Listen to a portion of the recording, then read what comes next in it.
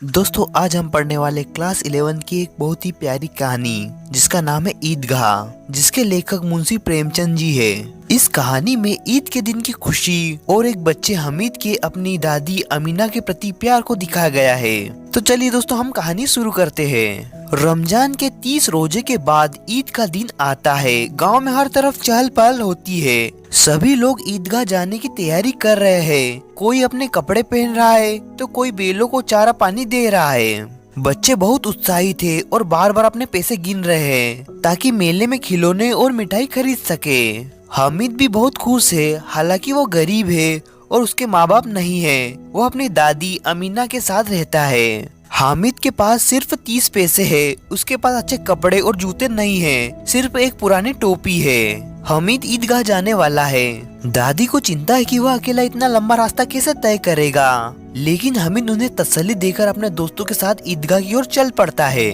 हामिद अपने गांव के सभी लड़कों के साथ हंसते खेलते शहर पहुंच जाता है। रास्ते में उन्हें बड़ी बड़ी इमारतें जैसे अदालत, कॉलेज और क्लब घर दिखाई देते हैं। इसके बाद वह हलवाइयों की दुकान देखता है जहां तरह तरह की मिठाइयाँ सजी हुई है।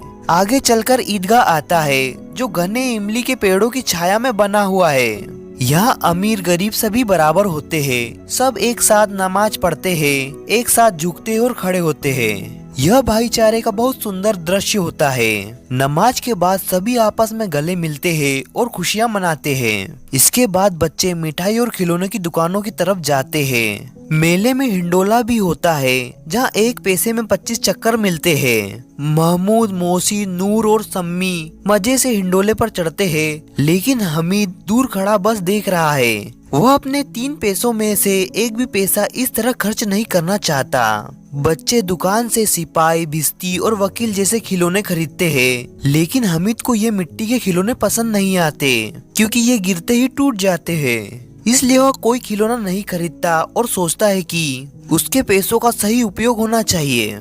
खिलौने खरीदने के बाद बच्चे मिठाई की दुकान पर जाते हैं और रेवड़ी, गुलाब जामुन, सोन हलवा लेकर मजे से खाते हैं, लेकिन हमीद कुछ नहीं खरीदता। वह बस ललचाई नजरों से अपने दोस्तों को देखता रहता है। इसके बाद वे नकली गहनों और लोहे के सामान की दुकानों के पास जाते हैं। हमीद एक लोहे की दुकान के पास रुक जाता है जहाँ उसे कई चिमटे दिखाई देते हैं। वह सोचता है कि जब दादी तवे से रोटी उतारती है तो उनके हाथ जल जाते हैं, इसलिए वह अपने पैसे मिठाई या खिलौने पर खर्च करने के बजाय दादी के लिए एक चिमटा खरीदने का फैसला करता है।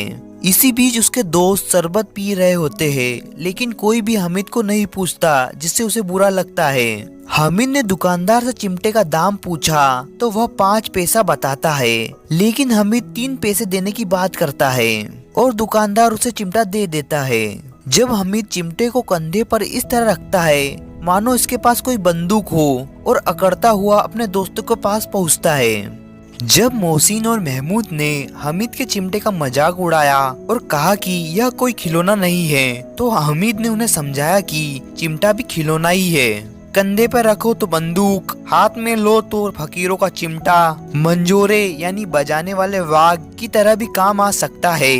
यह टूटेगा भी नहीं, जबकि उनके खिलौने गिरते ही टूट सकते हैं। धीरे धीरे सभी बच्चे चिमटे से प्रभावित हो जाते हैं। सम्मी हामिद से 2 आने की खजरी यानी एक बजाने वाला खिलौना देकर चिमटा मांगता है, लेकिन हामिद उसे चिमटा नहीं देता।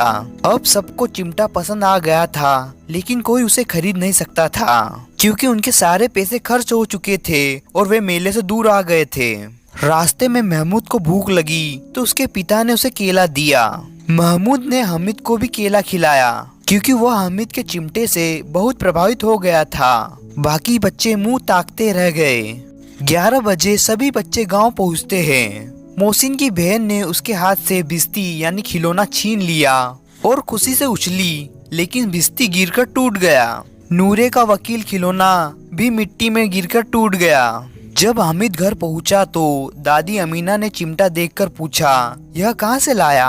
हामिद ने बताया कि वह इसे 3 पैसे में खरीद कर लाया है। दादी को गुस्सा आ गया कि मेले में खाने पीने की बजाय हामिद ने चिमटा क्यों खरीदा। लेकिन जब हामिद ने कहा कि वह दादी की जली उंगलियों के लिए चिमटा लाया है, तो दादी की आंखों में आंसू आ गए।